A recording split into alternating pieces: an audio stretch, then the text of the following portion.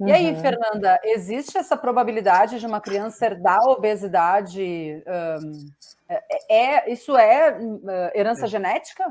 Pais obesos têm probabilidade de ter filhos obesos? Tudo que é hereditário é em torno de 30%, 70% é o estilo de vida. Dentro de uma casa onde os pais são obesos, a gente tem um ambiente obesogênico, tem um estilo de vida que propicia essa questão da obesidade. O que a gente vê hoje, assim, nas crianças, alto consumo dos alimentos ultraprocessados aumenta muito as chances da obesidade. Na verdade, a gente já tem que pensar em prevenir a obesidade na gestação da mãe. Pois na introdução no aleitamento materno, na introdução dos novos alimentos, né, todos os guidelines que tem voltados para o tratamento da obesidade já antecipam isso, começam a pensar e se preocupar já desde a gestação para essa criança, então, ter bons hábitos alimentares, não viver num ambiente obesogênico, e todas as questões de estilo de vida que estão envolvidas nisso. Assim. Um exemplo, como é que é a quantidade de açúcar que tem, por exemplo, nesse molho pronto? Ele tem açúcar, dependendo do molho, ele pode ter até 20, 30 gramas de açúcar. E aí, somado, daí além disso, ele tem sal, ele tem glutamato monossódico,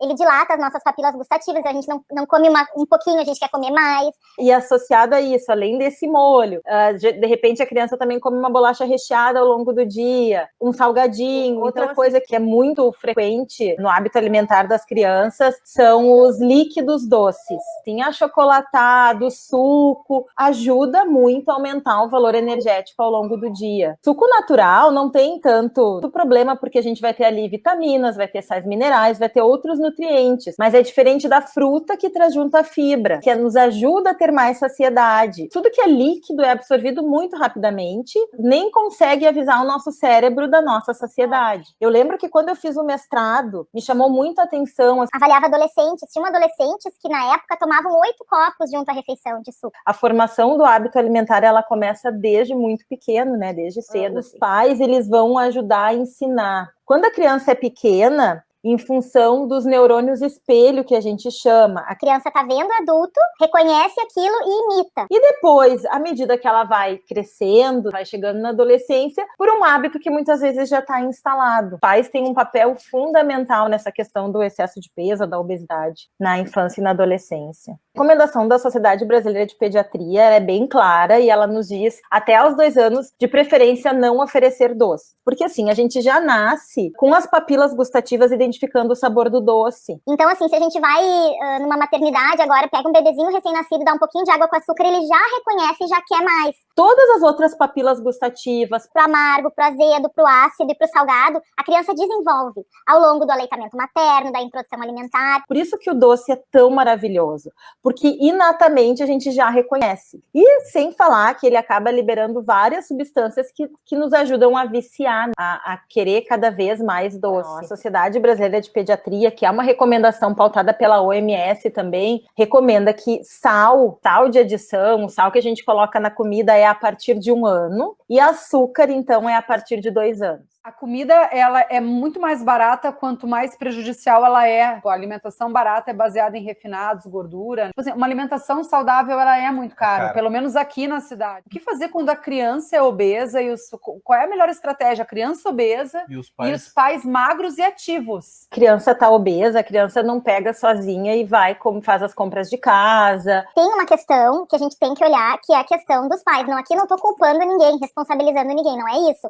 Mas assim, é muito importante que isso não seja passado para a escola ou para outros cuidadores. É uma questão dos pais de tentarem retomar isso. Fazerem uma avaliação do que estão oferecendo para os filhos, né? Agora, esse momento de pandemia que a gente está vivendo, muitas crianças estão com uma ansiedade muito maior. Mas aí também cabe aos pais essas negociações, né? Dependendo da idade da criança, as negociações do que comer, escolher junto, chamar a criança, ainda mais se os pais são ativos, mais fácil fica no sentido assim, chamar para atividade física. Tem um estudo que mostra, assim, que crianças obesas, filhos de pais obesos, foi comparado com um grupo de crianças eutróficas, mas filhos de pais obesos. E ambos tinham uma TMB, uma taxa metabólica basal, aquele gasto de energia que a gente tem para fazer as nossas atividades diárias, mais baixos. Então, a gente sabe que a taxa metabólica basal, ela é herdada.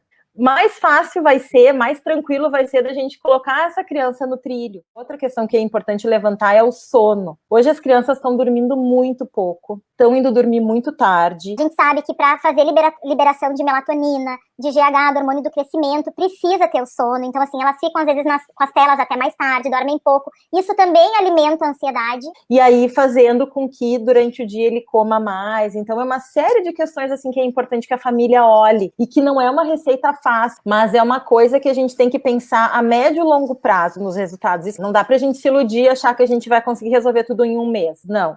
É uma mudança de hábito que a gente vai colher frutos a médio e longo prazo.